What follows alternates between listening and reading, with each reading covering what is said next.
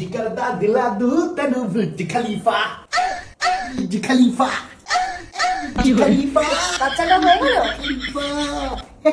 দেখো তো আমার মধ্যে কোনো চেঞ্জেস দেখতে পাচ্ছ কিনা।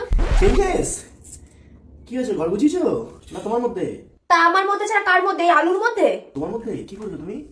আমি পার্লারে গেছিলাম, 400 টাকা খরচ করেছি, মুখটা ফেসিয়াল করেছি। 500 টাকা খরচ করেছো?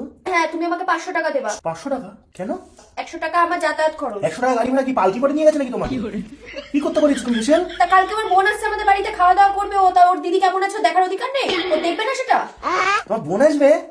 জিগার দা দিখা দু তেনু বুর্জ খলিফা কালকে ওকে আমরা আইব্রো ভাত খাওয়াবো। আইবুড়ো ভাত খাওয়াবে না? কাকে আইবুড়ো ভাত খাওয়াবে? কাকে আইব্রো ভাত খাওয়াবো মানে? সাথীকে। কে সাথী?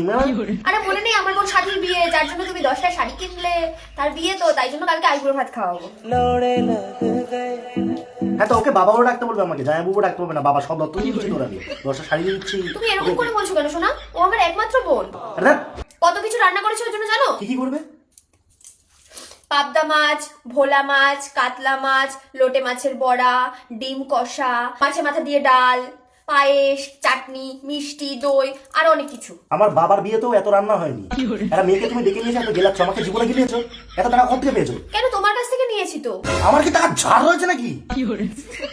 তো বিরিয়ানিটা কি করতে আনতে বলে 2 প্লেট? আরে এত কিছু করতে হবে বলেই তো আমি তোমাকে বিরিয়ানিটা আনতে বললাম। আমি আর ভাই বিরিয়ানিটা খেয়ে নিচ্ছি, আর দুপুরের ভাত রয়েছে, সেটা তুমি ডিম ভাজা দিয়ে খেয়ে নাও। ভাই বাড়িতে রয়েছে? হ্যাঁ, ও তো ঘরে রয়েছে। দাঁড়াও, এ ভাই।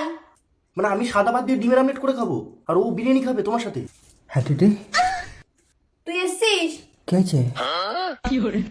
2টো প্লেট বার কর, বার করে বিরিয়ানি 2টো বার। এখন? হ্যাঁ এখনই। ঠিক আছে, যাই।